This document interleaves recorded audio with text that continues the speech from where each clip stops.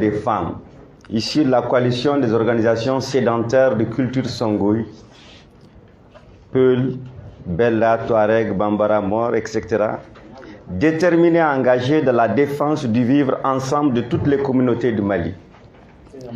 Nous avons maintes fois démontré notre attachement à un Mali uni et divers.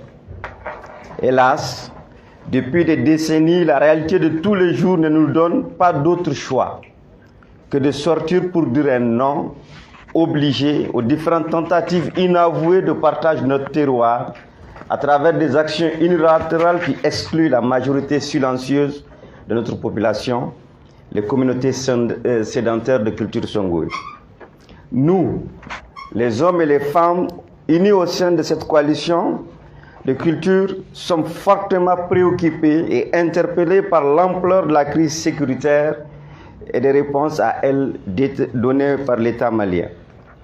Des preuves irréfutables existent qui prouvent la remise par les jeunes de Gao d'une quantité phénoménale d'armes et de munitions de guerre de tout calibre aux militaires de notre pays après l'arrivée de l'opération Serval.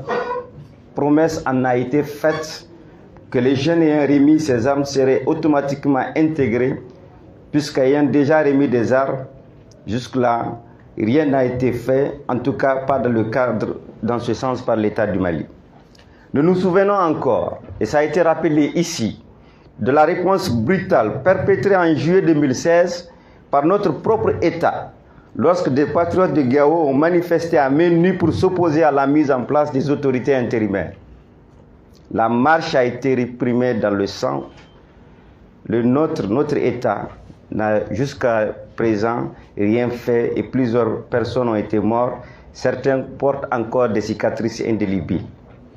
Les promesses faites par l'État du Mali afin de juger les auteurs de ces crimes sont jusque-là restées lettres mortes. Nous n'avons pas compris.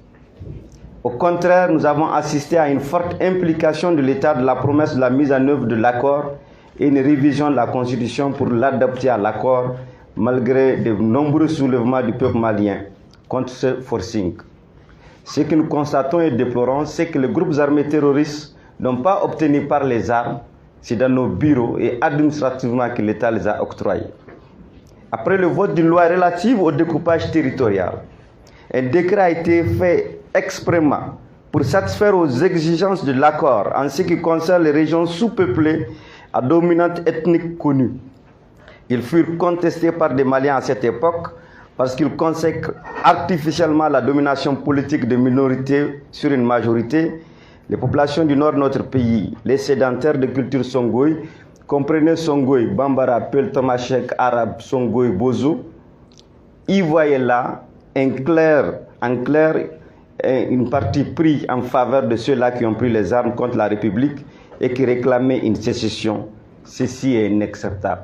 On nous met face à deux scénarios, soit une mauritanisation du Mali ou bien une palestinianisation, parce que cette partie, nos populations restent encore et demeurent encore des otages. Nous nous disons non. Et face aux multiples crises successives qui minaient la cohésion de la nation de plus en plus gravement, en décembre 2019, l'État du Mali, avec l'accord, parti à l'accord, a fini par engager des forces vives de la nation dans un dialogue dit inclusif. Parmi ces nombreuses recommandations, le déni, il a retenu la révision de l'accord. Malgré nos réserves fortes sur certaines recommandations et la façon même dans laquelle le déni s'est tenu, administré, nos attentes ont été fortes quand il s'agit de la révision de l'accord préalablement à la poursuite de sa mise en œuvre. Celle de la Constitution interviendrait plus tard. Ces dispositions lui-même permettaient sa révision. Pour le Malien, rien ne devait s'y opposer. Mais nous pensons qu'avec l'avènement de la transition le 18 août 2020 et la forte demande par le peuple pour une refondation du Mali, nos attentes allaient être comblées. Mais hélas, l'avènement nous laissait présager que la population du Malien nord, sud, de l'est comme de l'ouest avait là une opportunité pour faire un toilettage consensuel de l'accord. Soucieux du devenir de nos compatriotes, de leur bien-être, leur sécurité actuelle et le futur avenir de nos communautés, nous, Songhouï Chawara Bato, regroupant plusieurs associations originaires du nord comme du sud, comme le reste du pays, nous avons compris que notre État ne nous écoute plus. Il n'entend plus nos cris, pourtant tonitruants.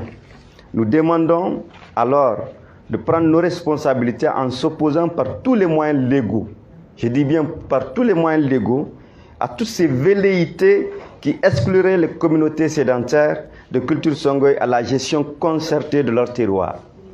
Les faits, mesdames, messieurs, parlent d'eux-mêmes. Depuis un certain temps, ils n'excluent pour personne. Nous assistons à une volonté d'accélération de la mise en œuvre de l'accord pour la paix. Est-ce à dessein?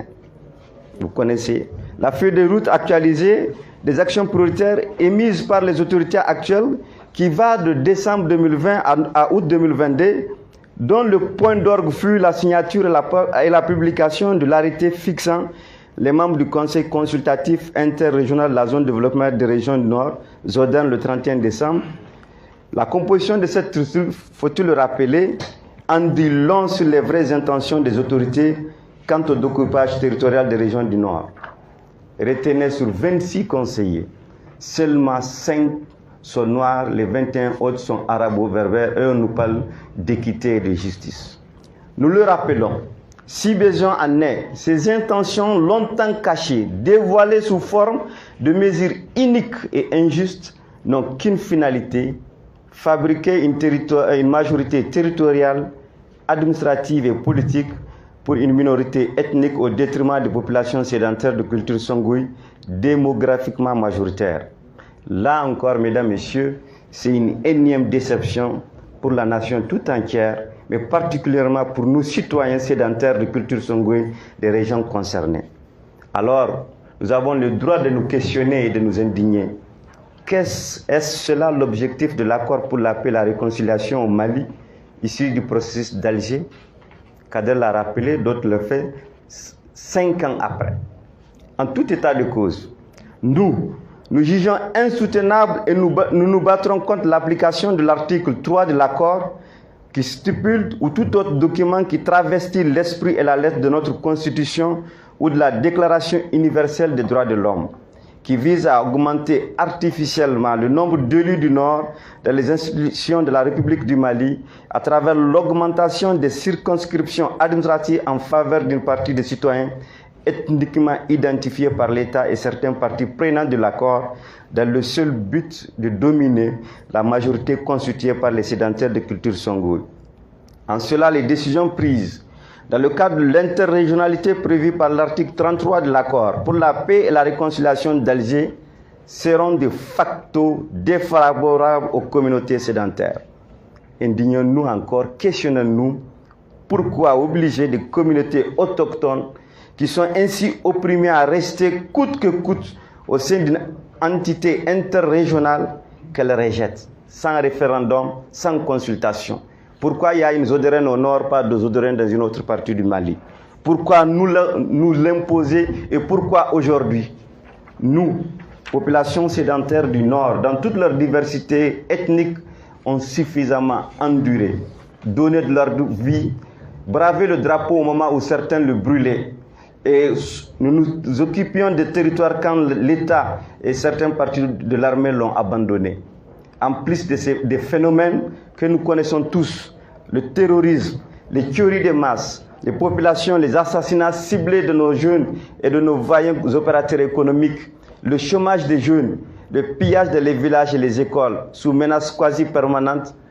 Aujourd'hui, une autre menace pleine sur les populations, voire le Mali, depuis la découverte des sites d'orpaillage vers Intilit dans la région de Gao, à quelques encablures du fleuve Niger, nous assistons à ciel ouvert des centres d'extraction qui déversent le mercure dans le fleuve. Ces conséquences, vous le savez, car pour nous, le seul cours d'eau qui est pour le Mali, notre contrée, c'est que le Nil est pour l'Égypte est devenu un dépotoir de produits chimiques servant au traitement de l'or. Avec ces conséquences et ces activités, l'épandage de ce produit a vraiment des conséquences à la fois sur nos populations et le cheptel. Car faut-il le rappeler, au niveau du village de Wabaria, après le marché de Fatoma, c'est le plus grand foire à bétail qui sert non seulement le Mali, mais toute l'Afrique de l'Ouest. C'est une menace qui plane non seulement sur le peuple songhai, le Mali et l'Afrique tout entière, car la consommation de ces produits est toxique et cancérigène et c'est sûr à long terme que ces effets seront mesurés. Nous, les populations de culture songhai, demandons notre droit d'être seulement écoutés, entendus, et nous estimons aujourd'hui que notre devoir et le devenir de notre terroir ne peut se faire et ne se fera pas sans nous. Notre appel est simple et légitime. Nous demandons d'agir et de sortir de l'inertie. Nous allons agir pour le Mali. Notre appel est simple et légitime. Nous voulons cette fois-ci, nous estimons qu'il est temps d'agir. D'agir pour le Nord, d'agir pour le Mali, d'agir pour les peuples autochtones sédentaires, culture songhai et majoritaire. Face à cette énième situation d'injustice et de mépris qui viole la Constitution, de toutes les règles de convention internationale, des droits des populations autochtones, nous, associations, collectifs, fédérations, populations sédentaires, réunis au sein du collectif Songhai Shawara Bato,